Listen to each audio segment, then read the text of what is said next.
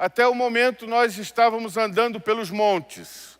E quando nós falamos de montes, nós falamos de lugares que foram usados por homens para adorar a Deus, para buscar a Deus, para encontrar-se com Deus, para estarem ali recebendo de Deus direcionamento, orientação. A partir dessa semana, nós desceremos aos vales. Nós iremos andar pelos vales de Israel. E o primeiro vale que nós andaremos será este vale descrito no Salmo 23, que é o vale da sombra e da morte. Daqui a pouco nós vamos falar a respeito deste vale. Ao contrário do que muitos pensam, o vale não é um lugar onde apenas o mal nos acontece. Pode alguém pensar assim, lugar de monte é lugar de bênção, de presença, de derramar de Deus, de encontro com Deus, e tudo isso é verdade. E aí, em contrapartida, o vale não. O vale é lugar de aperto, é lugar de solidão, é lugar de tristeza, é lugar de angústia. Mas não é bem assim que nós precisamos interpretar a questão do vale. Existia um teólogo puritano chamado Thomas Watson. Thomas Watson dizia que o vale escuro é o caminho mais perto ou mais curto para chegarmos até a mesa do rei. Hoje nós veremos que o salmista apresenta o vale no Salmo 23 não como um lugar de tormento, de dor, de angústia, mas um lugar de proteção, um lugar de presença, um lugar onde Deus se revela, um lugar onde Deus se mostra. E da mesma forma como o Senhor está nos montes, Ele também está nos vales. Da mesma forma que Deus está nos nossos dias mais felizes e contentes, o Senhor também está naqueles dias onde nós somos chamados à introspecção, onde nós somos chamados a considerar a nossa existência. Vale é esse lugar maravilhoso, aonde o Senhor nos traz para que nós enxerguemos qual é a nossa situação real diante dele. E nós vamos estar andando no Salmo 23, no livro dos Salmos, no livro que Calvino dizia que é o livro que trabalha a anatomia de todas as almas humanas. No livro dos Salmos, nós temos desnudos todos os sentimentos e pensamentos do ser humano.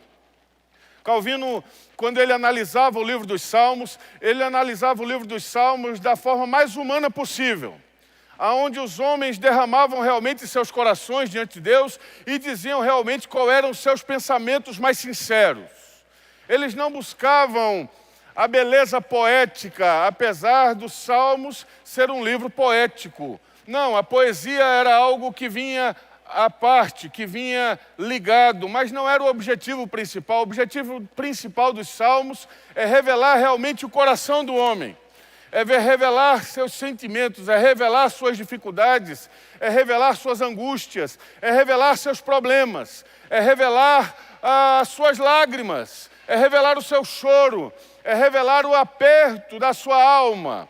E é por isso que quando nós nos aproximamos dos Salmos, nós precisamos fazer com que este livro seja um espelho para as nossas almas. E que nós vejamos nos livros dos Salmos a nossa própria vida refletida.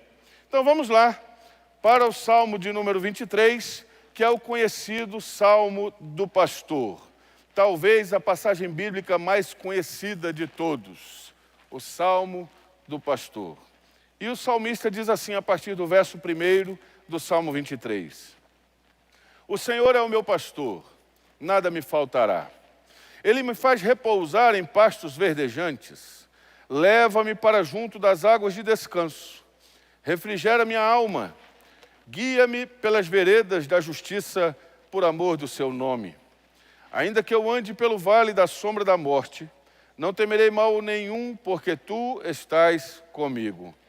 O teu bordão e o teu cajado me consolam. Preparas-me uma mesa na presença dos meus adversários, unges-me a cabeça com óleo, o meu cálice transborda. Bondade e misericórdia certamente me seguirão todos os dias da minha vida e habitarei na casa do Senhor para todo o sempre. Amém. Meus queridos irmãos, É Davi que está escrevendo este salmo. E Davi sabe do que ele está falando. Davi não está aqui filosofando. Davi não está falando aqui de algo que ele não conhece. Davi está falando algo que ele conhece profundamente. Quando ele identifica Deus como pastor, ele sabe do que ele está falando. O salmo começa assim: o Senhor é o meu pastor, nada me faltará. A pergunta que nós podemos fazer já no início é: quem é este Senhor que o salmo revela? Este Senhor é o Deus de Israel. Esta palavra Senhor aqui no Salmo 23 não é Adonai. Esta palavra Senhor aqui no Salmo 23 não é uma outra terminologia usada para Senhor de forma comum. Esta palavra Senhor aqui do Salmo 23 são as 4 letras do hebraico que destacam o nome de Deus. É este ser todo-poderoso que o salmista está invocando. Ele diz que é o Senhor, o Deus, que criou os céus e a terra, que fez todas as coisas com a palavra do seu poder. É este Deus que está sendo colocado aqui neste salmo. É o Deus que nós servimos, é o Deus de nossas vidas, é o Deus que nos salvou, é o Deus que nos alcançou, é o Deus que nos tirou do lamaçal do pecado, é o Deus que escreveu o nosso nome no livro da vida, é o Deus que enche nosso coração de esperança, é o Deus que encontrou-se conosco nas veredas da nossa vida. Foi o Senhor, é esse Senhor que está sendo revelado aqui no Salmo 23. E ele diz: o Senhor é meu. Esta palavra de meu também é muito importante, porque ela traz um sentido de pessoalidade. Ele não está falando algo que é genérico, ele não está falando algo que é aberto. O salmista está dizendo: o Senhor é meu. E é meu o quê? É meu pastor. Essa palavra também é muito interessante, porque esta palavra pastor, ela vem do hebraico ra'ar ou roí, que significa aquele que pastoreia, aquele que guarda, aquele que protege, aquele que lidera e aquele que cuida. Este ato, esta posição de pastor era muito bem conhecido naqueles lugares. Não é uma função nova, não é uma função desconhecida. Todos sabiam qual era o trabalho do pastor. E quando o salmista aqui, ele declara e ele dá esse lugar de pastor para Deus, ele sabe aonde ele quer chegar. Então o que o salmista faz no início é fazer a declaração geral de todo o salmo. Ele está dizendo: o Senhor é o meu pastor, e eu vou explicar para vocês por que Ele é o meu pastor. O Senhor é o meu pastor, e eu vou mostrar para vocês por que Ele é o meu pastor. Eu vou declarar para vocês isso. Eu vou revelar para vocês, porque o Senhor é o meu pastor. E a primeira afirmação que o salmista diz a respeito desse pastoreio de Deus sobre a vida dele é: de nada terei falta. O nosso texto sagrado, a nossa tradução, traz aqui: nada me faltará. Mas a melhor tradução seria: o Senhor é meu pastor e de nada terei falta. Quando o salmista diz que o Senhor é pastor dele e que ele não tem falta de nada, ele está dizendo que Deus para ele é suficiente. Que o Senhor para ele é suficiente, ou seja, ele não precisa de mais nada a não ser o Senhor. Se alguém interpretasse esse texto, como muitas vezes eu já vi gente interpretando: o Senhor é o meu pastor e nada me faltará. Aí o pessoal diz: e não te faltará problema, e não te faltará angústia, e não te faltará alegria, mas também não te faltará tristeza. Não é isso que o salmista está dizendo. E se nós falássemos aqui também: olha, o Senhor é meu pastor e nada me faltará, alguém poderia levantar a mão e dizer: pastor, eu tenho falta de muita coisa. E se você vier falar comigo, eu tenho falta de muita coisa também. Eu queria ter muita coisa que eu não tenho. Eu queria possuir muita coisa que eu não possuo. Eu queria viajar para lugares que eu não viajo. Eu queria ter na minha casa coisas que eu não tenho. Então, se a tradução e a interpretação correta é: o Senhor é meu pastor e nada me faltará, haveria um encontro aqui. Porque nós temos sim necessidade de muita coisa. Talvez exista alguém enfermo aqui essa noite dizendo: eu tenho necessidade sim, pastor, eu tenho necessidade de saúde. Talvez aqui alguém esteja com os boletos vencendo, amanhã e está dizendo assim, eu não sei como é que eu vou pagar, então eu tenho necessidade sim de dinheiro.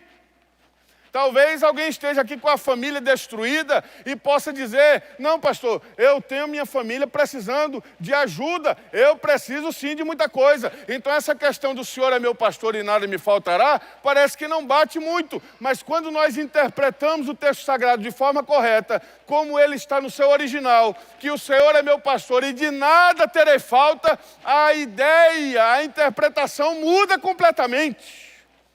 Porque você pode precisar de saúde hoje, você pode precisar de dinheiro hoje, você pode precisar de restauração familiar hoje, você pode precisar de um toque de Deus hoje, você pode precisar de algo, de um carro hoje, ou de uma casa hoje, você pode precisar de coisas materiais hoje, mas se você tiver o Senhor, todas essas coisas serão secundárias, porque o Senhor será suficiente para a sua alma.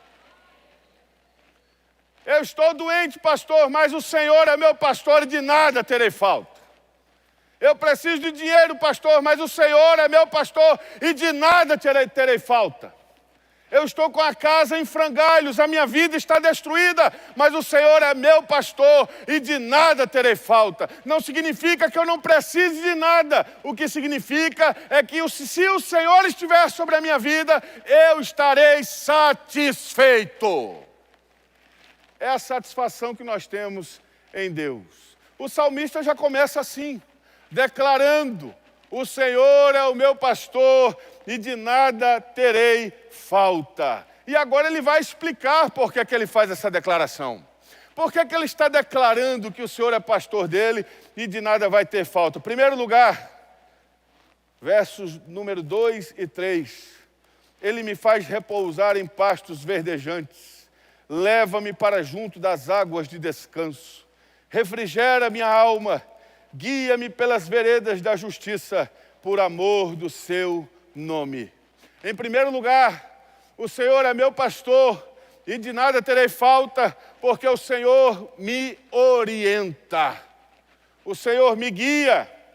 O Senhor me diz por onde eu devo ir. Meus irmãos, a partir do momento que o salmista diz que o Senhor é pastor dele, ele está assumindo a posição de ovelha. Porque o pastor cuida de ovelha. O pastor não cuida de elefante. O pastor não cuida de jumento. Só teve um pastor de jumento na Bíblia. Quem sabe quem foi? Saul.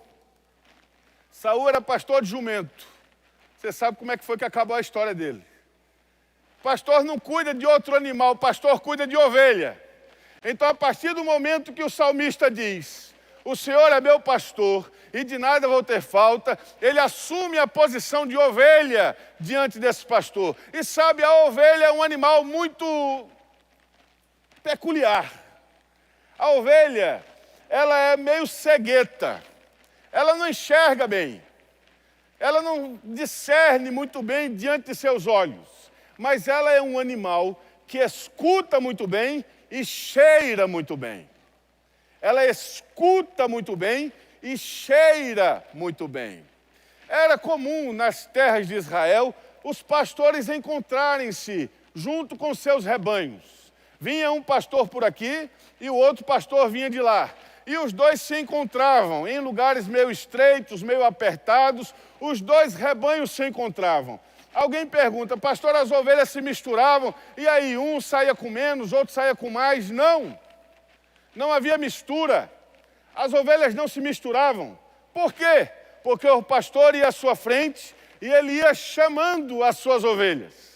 E as ovelhas que conhecem a voz do seu pastor, elas iam atrás dele. Então, os rebanhos se cruzavam e quando um pastor passava para cá e outro pastor passava para lá, as ovelhas passavam da mesma forma e seguiam seus pastores do mesmo jeito. Se cumpre João capítulo 10, verso 4, quando Jesus se apresenta como bom pastor, e ele diz em João 10, 4, quando esse pastor tira para fora as suas ovelhas, vai adiante delas, as ovelhas o seguem porque conhecem a sua voz. Ovelha de Jesus conhece a voz do seu pastor. A ovelha de Jesus, ela pode até ouvir outras vozes, ela pode ouvir até outras coisas falando, ela pode ouvir até as notícias na televisão, ela pode até ler as notícias na internet, ela pode até ouvir a opinião de pensadores, filósofos e professores, mas ela não vai seguir nenhuma dessas vozes, porque nenhuma dessas vozes é a voz do pastor que deu a vida por elas. De vez em quando nós vemos alguns irmãos indo atrás de algumas vozes diferentes. E a pergunta que nos faz é: são ovelhas do bom pastor? Porque as ovelhas do bom pastor escutam a sua voz e o seguem. A ovelha do bom pastor, apesar de outras vozes no mundo estarem ecoando e convidando esta ovelha para fazer coisas diferentes daquilo que o bom pastor tem ensinado, estas ovelhas não seguem essas vozes. Essas ovelhas não obedecem essas vozes. Essas ovelhas não escutam essas vozes. No escutar bíblico, de ouvir e fazer de acordo com o que está escutando. Não, essas ovelhas continuam escutando a voz de Deus. É o que o evangelista Mateus, no capítulo 13, verso 9, diz. Jesus dizendo que quem pertence a Deus, ouve o que Deus diz. E ele olha para os outros e diz: vocês não ouvem a Deus porque não pertencem a Deus.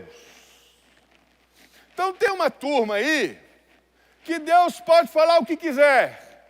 Ela não escuta, ela não ouve, ela não segue.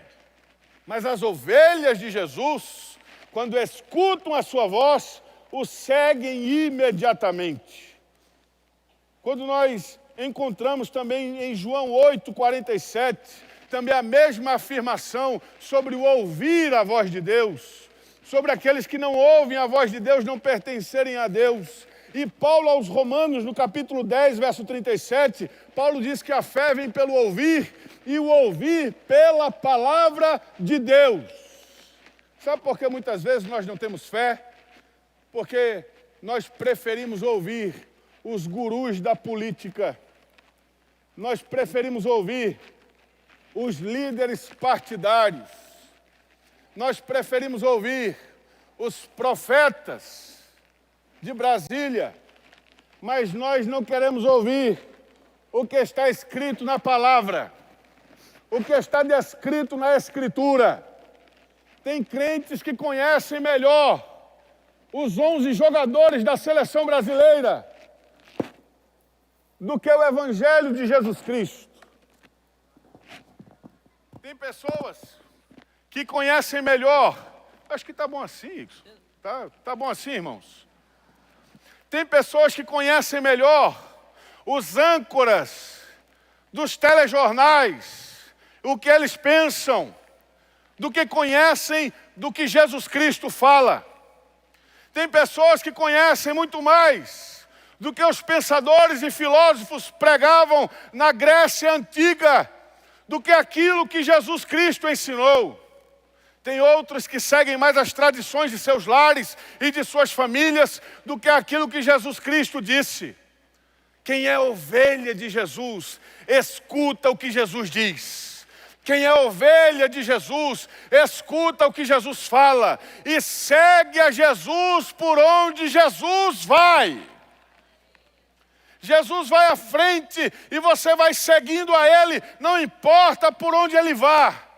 Você está completamente entregue e confia nesta direção do pastor sobre a sua vida, porque você sabe que Ele vai levar você por pastos verdejantes. Eu não sei se você já viu o que é esse pasto verdejante.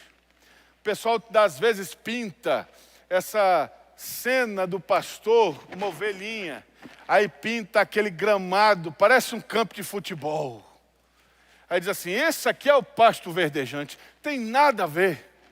Quando você vai a Israel, você vê o que é pasto verdejante. Lá não tem graminha igual um campo de futebol.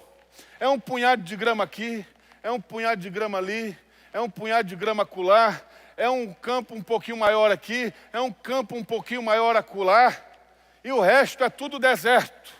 Mas esta ovelha que segue a voz do pastor, ela sabe que pode segui-lo sem medo, porque ele vai levá-la para esses lugares de alimento. Meu santo irmão, minha santa irmã, em nome de Jesus, esta noite, eu quero perguntar para você, com o que você tem alimentado a sua alma? Com o que você tem alimentado a sua alma? Qual é a comida que você tem comido? Com o que você tem se alimentado? Quais são as vozes que você tem escutado? Quais são as pessoas que têm orientado sua vida? Qual é a doutrina que você tem escutado? Quais são os pastores que alimentam você através das redes sociais? Quais são os líderes religiosos que alimentam a sua vida e a sua família nas redes sociais? Quem é que você permite para alimentar a sua vida e o seu coração? O que é que você tem comido? Porque quando você come comida estragada e a dor vem, geralmente para aqui com a gente. E vem dizer aqui com a gente, pastor, eu estou com a dor aqui. Eu digo, o que é que você tem comido? Ah, eu tenho comido daqui, eu tenho comido dali, eu tenho comido de acolá. O que é que você tem ouvido? Eu tenho ouvido deste, eu tenho ouvido daquele, eu tenho ouvido daquele outro, eu tenho ouvido daquilo e de lá para lá. Eu digo, aí está, você está enchendo a sua barriga de tanta coisa, enchendo a sua mente de tanta coisa, você está ouvindo tanta gente, você está ouvindo tantas pessoas, que isso está fazendo uma confusão dentro da sua cabeça. São muitas vozes dentro da sua cabeça, e a única voz que você precisava ouvir era a voz do pastor. Não é desse pastor aqui não, é do sumo pastor. É do bom pastor que dá a sua vida pelas ovelhas. E onde é que está a voz desse pastor? Está aqui. Está nas Escrituras. É nisso aqui que deve estar seu coração. É disso aqui que deve estar cheia a tua alma. A tua alma deve estar cheia disso aqui, da palavra de Deus. E se aqui está escrito, não temas, você não deve temer a nada. E se aqui está dizendo que vai vir provisão, vai vir provisão. Se aqui está escrito que vai ter cura, vai ter cura. Se aqui está escrito que o Senhor vai estar contigo, Ele vai estar contigo. Pastor, mas eu escuto outra voz dizendo que não, que é mentira. E aí você vai dizer assim, em nome de Jesus, cala-te. Porque o único que eu vou ouvir é Jesus o Nazareno. Porque eu sou ovelha dele. Eu sou ovelha dele. E eu conheço a voz dele. E essa voz não é dele. Pastor, ovelha que é ovelha conhece a voz do pastor. Ovelha que é ovelha conhece a voz de Jesus. Ovelha que é ovelha pode estar em qualquer lugar. Alguém começa a falar em nome de Deus, ovelha que é ovelha vai dizer, isso não é Deus falando, isso não é meu Deus. Ovelha que é ovelha não se deixa enganar, não se confunde, não cai em qualquer conversinha, não cai em qualquer coisa, assim diz o Senhor, não cai. Porque quem conhece a voz do seu pastor, sabe quando é ele que está falando. E sabe quando não é ele que está falando. Quando é ele que fala, meu irmão, a ovelha se entrega, se derrete, se ajoelha, se quebranta, se arrepende, toma outro rumo, toma outra decisão, toma outra direção. Quando é Deus falando, Ele alcança o mais profundo da nossa alma. Ele alcança o nosso coração. Ele dá vida ao que está cansado. Ele dá água ao sedento. Ele levanta quem está caído. Ele fortalece o humilhado. Ele levanta o que está abatido. Quando é o Senhor que está falando, você pode segui-lo sem medo. Ele toma conta da tua vida. Em primeiro lugar, o bom pastor orienta. Ele orienta, ele está orientando as suas ovelhas. Ele está orientando o seu povo. E quem é de Jesus, escuta a voz de Jesus. Ele te faz repousar em pastos verdejantes. Ele te leva para junto das águas de descanso. Quando as ovelhas chegam num rio, onde esse rio é muito caudaloso, onde as águas são muito rápidas, as ovelhas não têm condições de chegar nesse rio e começar a beber dele. Elas não têm condição, não têm capacidade, elas não conseguem. Então, muitas vezes, você vai encontrar lá em Israel, nesse contexto, você vai encontrar ovelhas mortas de sede ao lado de rios, porque ela não consegue beber naquela água. E o que é que faz o pastor? O pastor pega daquela água, ele faz uma barreira naquele rio que está vindo de forma muito rápida, e ele faz uma proteção para que a água ali fique tranquila. E aí ele leva as ovelhas para beber nesse lugar. Ele providencia esta água ao sedento. Ele providencia esta água, porque, meu irmão, pode ser que você tenha vindo aqui todos os domingos e todos os cultos, e você só vê água correndo, e você diz, eu não estou bebendo nada, e a minha sede continua, e eu continuo aqui com sede. Aí o pastor vem aqui esta noite e diz, fique tranquilo, eu também estou vendo você, eu vou fazer uma proteção neste rio que corre muito rápido, e você vai poder também saciar a sua sede. Esse é o pastor que nós seguimos. Esse é o pastor que cuida de nós.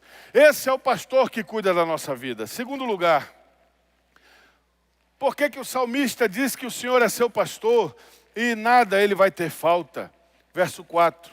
Ainda que eu ande pelo vale da sombra da morte, não temerei mal nenhum, porque tu estás comigo. O teu bordão e o teu cajado me consolam. Este vale da sombra da morte provavelmente era um vale que ficava de Jericó, entre Jericó e Jerusalém. Era um vale tão profundo que a luz do sol não conseguia chegar até o seu fundo, até as suas mais profundas recâmaras. E por vezes o pastor tinha que passar por lá. Quando ele estava vindo de Jericó em direção a Jerusalém, ele tinha que caminhar suas ovelhas por entre o vale. E vale é lugar de perigo, vale é lugar onde lobos estão escondidos, onde ladrões estão escondidos. E a pergunta que eu faço à igreja esta noite é, o que é que a ovelha fazia? Ela se recusava? Ela dizia, não, eu não vou entrar? Não, a ovelha seguia o pastor sem pensar nem duas vezes, porque ela confiava plenamente que o pastor iria cuidar dela. Não importa se nós precisamos andar pelo vale da sombra da morte, nós não teremos mal nenhum, porque esse pastor estará conosco. O Senhor estará presente. E ele diz aqui que duas ferramentas ele usará para trazer proteção a esta ovelha: o seu bordão e o seu cajado. O seu bordão e o seu cajado era uma vara reta, que ele usava para afugentar inimigos e também para bater nas próprias ovelhas. E o outro bordão, ele usava para resgatar as ovelhas que estavam presas em algum lugar. O pastor, esse pastor que nós servimos, ele não é um coach. Esse pastor que nós servimos, ele não está aqui para potencializar suas faculdades. Esse pastor que nós servimos, ele não está aqui para potencializar seus dons, para você ser uma pessoa melhor. Esse pastor que nós servimos, ele está aqui para exortar você, para chamar a sua atenção e para de vez em quando dar uma pancada com a vara na sua cabeça. E na minha também. Esse pastor que nós servimos não é um pastor nutelado. Se você está atrás de um pastor nutelado, esse não é o lugar. Se você está procurando um lugar onde exista um pastor que está ali para massagear as ovelhas, esse não é o lugar. se você está procurando um lugar onde as ovelhas estão ali para passar pelo spa do bom pastor, esse não é o lugar. Esse lugar aqui não é um spa. Esse lugar aqui é um lugar de tratamento. É um lugar de alinhamento. É um lugar de lixamento. É um lugar onde o Senhor vai nos fazer andar pelos caminhos que Ele quer que nós andemos. E quando a ovelhinha, escute isso aqui, quando a ovelhinha dá muito trabalho e ela não quer ir, o que é que esse pastor faz, meu presbítero Francis Neto? Esse pastor pega a ovelhinha, coloca aqui entre as pernas e ele quebra a pata dessa ovelha. Ele quebra a pata dessa ovelha. Traque. Pastor do céu. Esse não está na minha Bíblia, não. Tá? É porque você nunca leu assim. Porque a gente está acostumado a ler o romântico. O Senhor é meu pastor. E aí agora, quando você for ler o Salmo 23 de novo, você vai dizer, pastor, meu pastor, tem cuidado. Calma aí, pastor. Não precisa quebrar minhas patas. Porque talvez tenhamos crentes aqui, eu vou arrumar o microfone para falar. Talvez tenhamos crentes aqui hoje com patas quebradas. Que o pastor já quebrou. Porque se ele não quebra, você corre muito para lá e para cá. Você dá muito trabalho. Corre para cá, corre para lá, e daqui a pouco está no mesmo lugar. Sabe aquela ovelha? Eu vi um meme um dia desses, onde um pastor está tirando uma ovelha do buraco, aí ele tira a ovelha do buraco, traz para cá, aí a ovelha faz, ela pula de novo, pula dentro do buraco de novo. Aí o pastor, meu Deus do céu, ele vai, tira essa ovelha de lá de novo, aí a ovelha, pum, no buraco de novo. E aí você está rindo dessa ovelha, e talvez essa ovelha seja você. Que o bom pastor fala, e você está sempre pulando para dentro do buraco de novo. Sempre pulando para dentro do buraco. O que é que o bom pastor faz para não te perder? Creque. Mas pastor, quebrou a perna da bichinha. É melhor quebrar a perna da bichinha do que perder a bichinha toda. E o bom e louvado seja o seu nome, porque quando o pastor quebra essa pata da ovelha, ele não abandona essa ovelha lá. Agora é que o compromisso com essa ovelha aumenta, porque ele não vai puxar essa ovelha com a pata quebrada, ele pega essa ovelha, ele coloca a ovelha nos ombros e traz essa ovelha junto com as outras. Então, mesmo que você esta noite seja essa ovelha com a pata quebrada, fique tranquilo, porque você está nos ombros do bom pastor e ele vai levar você até o final. E é por isso que nós acreditamos que uma vez salvo, salvo para sempre.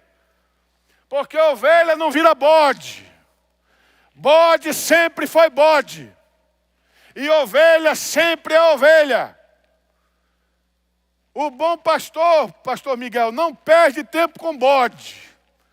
Quem perde tempo com bode somos nós. Mas o bom pastor sabe quem é bode e sabe quem é ovelha. Muitas vezes nós perdemos mais tempo, eu vou arrumar o microfone de novo. Muitas vezes nós perdemos mais tempo com os bodes do que com as ovelhas.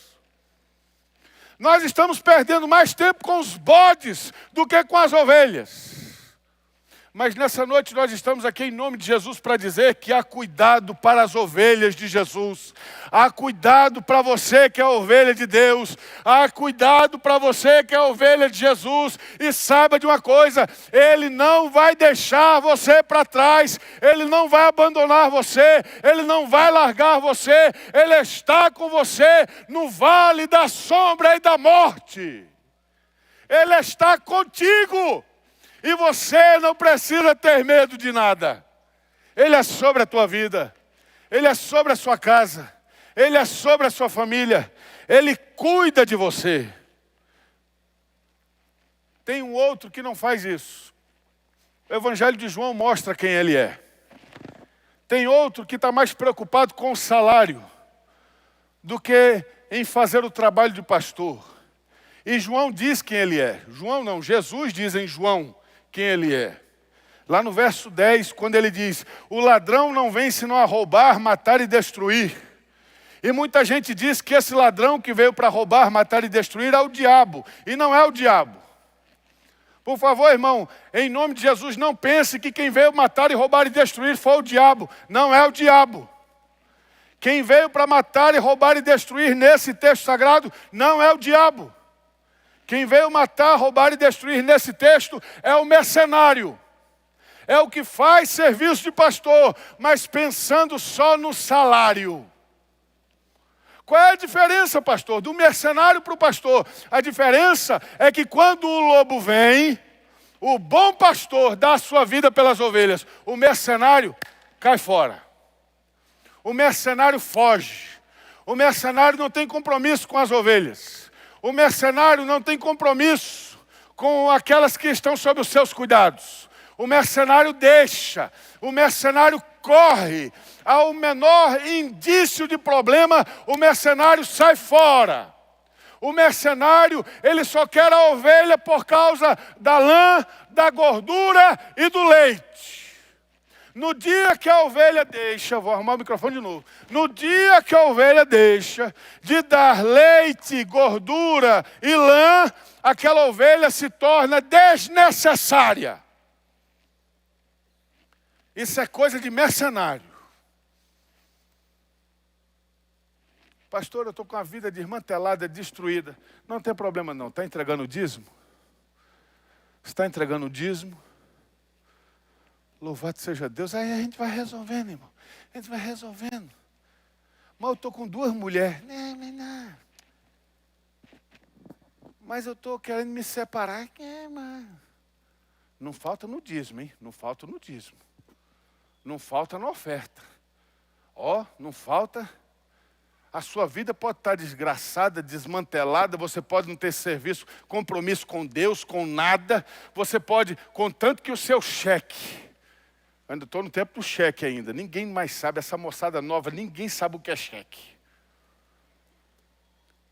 Contanto que o seu Pix, se eu falar aqui então de nota promissória, então morreu a metade. Contanto que o seu Pix chegue, não importa. Você vai ser o queridinho de Jesus, o amadinho de Jesus, o especial. Você tem um valor, o Espírito Santo se move em você.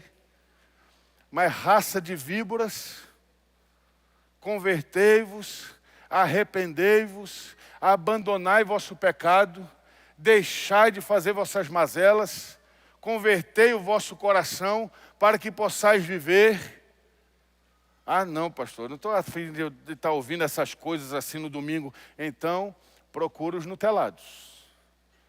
Enquanto você estiver diante do pastor, do sumo pastor, de Jesus Cristo, ele vai estar trabalhando na sua vida, burilando você e jogando você no fogo, para aquecer você, para tirar de dentro de você, da mesma forma que aquela fogueira lá na ilha de Malta, aonde Paulo colocou fogo nela e uma serpente saiu lá de dentro. Deus coloca fogo em nossas vidas para que todas as serpentes possam sair de dentro dela.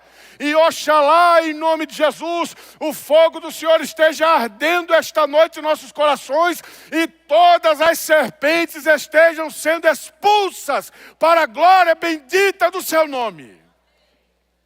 Nós servimos a Deus. Terceiro e último lugar. Louvado seja Deus. Ele nos protege, como eu estava dizendo. Antes de entrar no terceiro ponto, eu preciso falar uma coisa ainda mais. Ele nos protege de quê, pastor? Ele nos protege não apenas do diabo, nem apenas de Roma, nem tampouco dos sacerdotes, religiosos e fariseus. Esse pastor, ele nos protege do próprio Deus. Pastor, o que é isso? Como assim Deus nos protege? Jesus nos protege de Deus? Sim, porque através da morte de Jesus, Ele fez paz entre nós e Deus. Você já pensou? Você era chamado de inimigo de Deus. Nós éramos inimigos de Deus. Paulo fala isso aos Romanos no capítulo 5, verso 10. Porque se nós, quando inimigos, fomos reconciliados com Deus, mediante a morte de seu Filho, muito mais estando já reconciliados, seremos salvos pela sua vida. Então, além de nos proteger de todas as vicissitudes da vida, o pastor também nos protege do próprio Deus e da sua ira, através do sacrifício de Cristo, através do sacrifício do pastor. Nós estamos na semana do musical. Nessa semana aqui vão ser colocadas aqui 3 cruzes. Não tem esse negócio de bom ladrão, irmão. Ah, Jesus e o bom ladrão. Não tem bom ladrão. Todo ladrão é ruim. Não presta. E Jesus estava no meio de 2 ladrões.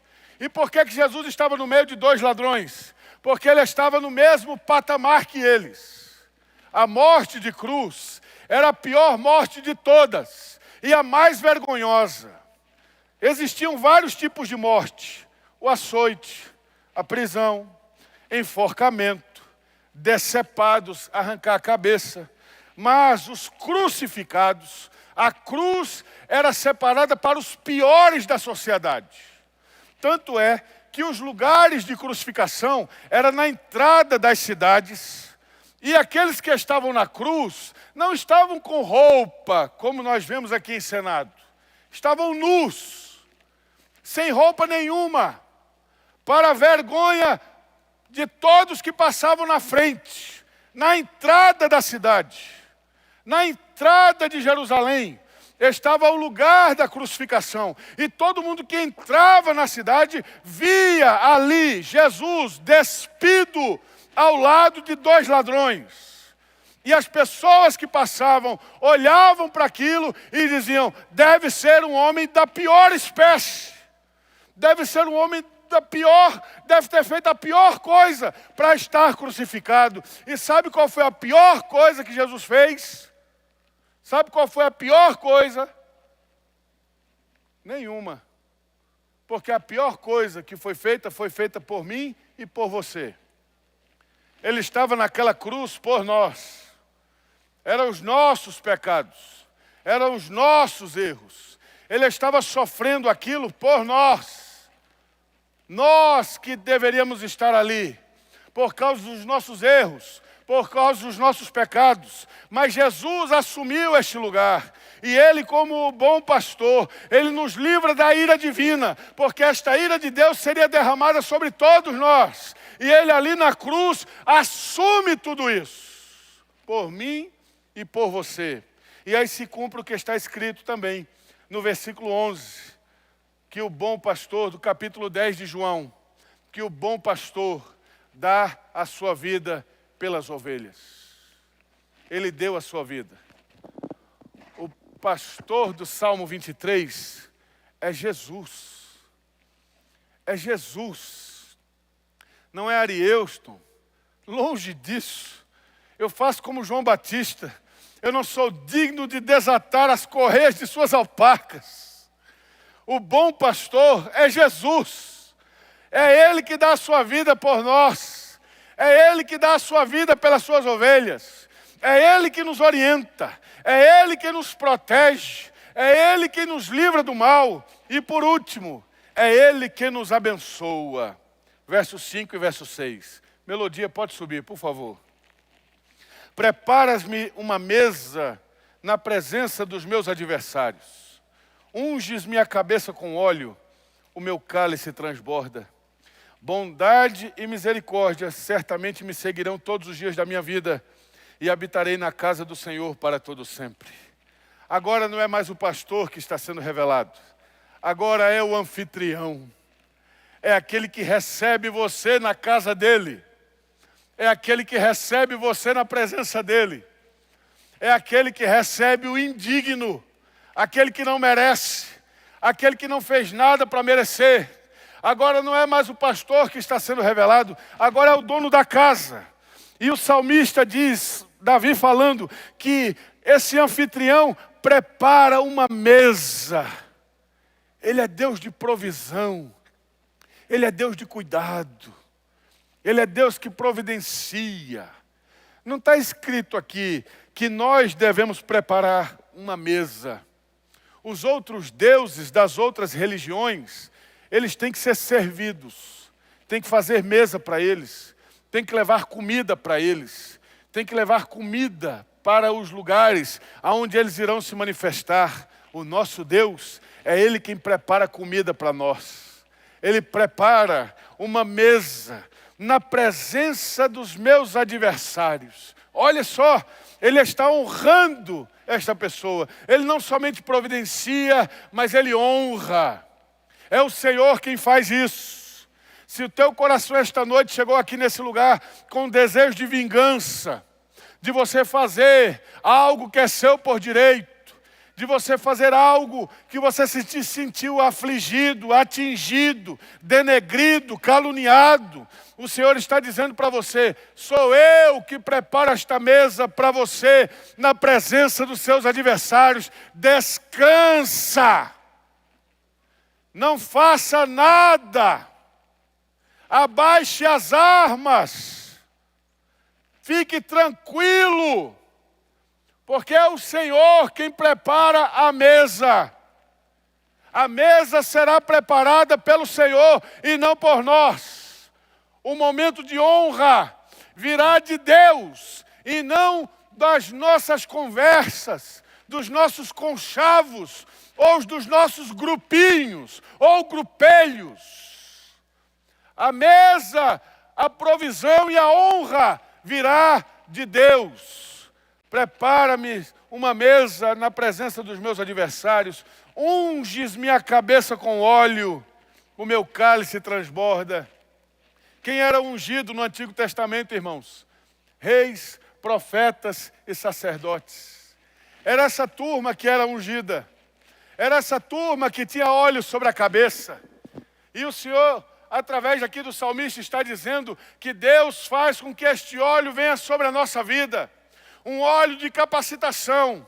Um óleo que capacita você a exercer aquilo que Deus quer que você exerça.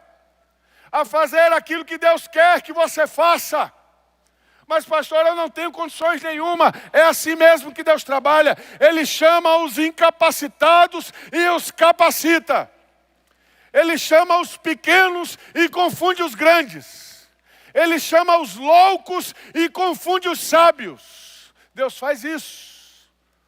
Deus se utiliza desta forma para que a unção dele seja responsável por aquilo que vai acontecer. É Deus que faz isso. Bondade e misericórdia certamente me seguirão todos os dias da minha vida e habitarei na casa do Senhor para todo sempre. No verso 6, ele termina falando de habitação permanente, residência eterna, lugar preparado. Você lembra Jesus dizendo: não turbeis o vosso coração, credes em Deus, crede também em mim. João 14, na casa de meu pai há muitas moradas. E quando eu for e vos preparar lugar, levarei vocês comigo, para que onde eu estiver, estejais vós também. Não tem ninguém, pode começar a melodia, já pode começar a dedilhar. Não tem ninguém que arranque de nós a certeza de entrada no céu. Ninguém. Tem uma morada preparada para nós lá. Tem uma morada celeste. Pastor, eu nunca tive uma casa, eu tenho um sonho tão grande de ter uma casa. Você vai ter. Você vai ter. Eis que eu te digo, o Senhor te dará uma casa. E na verdade Ele não vai te dar não, Ele já te deu. Qual bairro é, pastor? Fica lá, na Jerusalém Celestial. Eu não sei qual é a rua. Se é a de cá, se é a de lá. Não sei se a gente vai ser vizinho. Não sei. Eu sei que quando eu chegar lá, eu não vou ficar... Eu vou morar onde, hein? Alguém vai chegar para mim e dizer: ei, tua casa está pronta. Mas eu preciso fazer o quê? Nada. Está pronta já. o pastor preparou. O bom pastor preparou. É um lugar onde nós vamos habitar para sempre.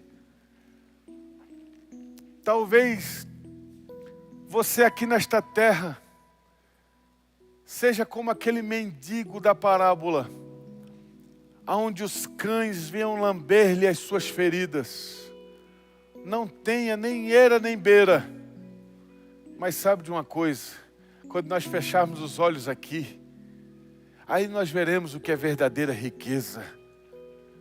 Aí nós veremos o que é ser rico de verdade. Aí nós veremos o Senhor como o Senhor é. Pode ser que aqui nessa terra eu passe privações, provações, problemas, dificuldades. Pode ser que aqui nessa terra eu passe por enfermidades, por doenças. Tem um túmulo muito conhecido lá nos Estados Unidos. É de um garoto que está numa cadeira de rodas. Aí mostra, tem uma imagem feita ali com aço, deste garoto num movimento para cima, saindo daquela cadeira de rodas e apontando para o céu. Lá ele não vai usar cadeira de roda mais. Lá não haverá nem choro, nem pranto, nem morte, nem dor. Talvez você esteja aqui essa noite dizendo: eu não sei o que é isso, eu nunca ouvi isso. Eu não tenho essa esperança. Eu não tenho essa verdade no meu coração. Eu não tenho isso que traz acalento para minha alma, que traz tranquilidade para minha vida. Eu não tenho isso. Você pode ter essa noite. Se o seu coração está queimando e você ainda não é um crente em Jesus, mas se o seu coração está queimando, isso significa que é o Espírito Santo que está falando com você. E que é o Espírito de Deus que está dizendo para você: você é filho, você é filha. É para você também isso, essa mensagem também é para você. Você também é uma pessoa que merece ser cuidada. Não é que você merece, eu vou corrigir essa frase. Você não merece, você foi escolhida para ser cuidada. Você foi escolhida para ser cuidado, para ser amado, para ter o pastor sobre a sua vida. E Deus está aqui para alcançar você. E se você, meu querido irmão, tem sentido falta desse pastor, se você é desta ovelha que está sentindo falta da presença desse pastor, ele também está aqui essa noite para alcançar você. Talvez essa noite seja uma noite de reconciliação, aonde as ovelhas com patas quebradas dizem a Deus: Senhor, eu me cansei de lutar. Já basta, Senhor. Eu quero me reconciliar contigo. Talvez ovelhas aqui andando sem direção, batendo cabeça para lá e para cá, e o pastor está dizendo: chega, meu filho, de tanto sofrimento, escuta a minha voz. Eu tenho algo abençoador e maravilhoso para a sua vida. É só você seguir, é só você obedecer. Enquanto nós entoamos esse cântico, você pode se colocar diante de Deus e falar com Deus, e falar com o bom pastor, e se colocar diante de Jesus e dizer: Senhor, eu estou aqui. O Senhor me trouxe a esse lugar, falou ao meu coração. Eu quero pedir, Senhor, que o Senhor faça na minha vida aquilo que eu preciso. Trabalhe em mim, Senhor. Trabalhe na minha vida, no meu coração, na minha alma. Eu quero, Senhor, conhecer esse bom pastor, que quando eu o conheço, nada eu sinto falta. Que quando eu o conheço, eu posso andar pelo vale da sombra da morte e não ter medo algum, porque o bom pastor está comigo.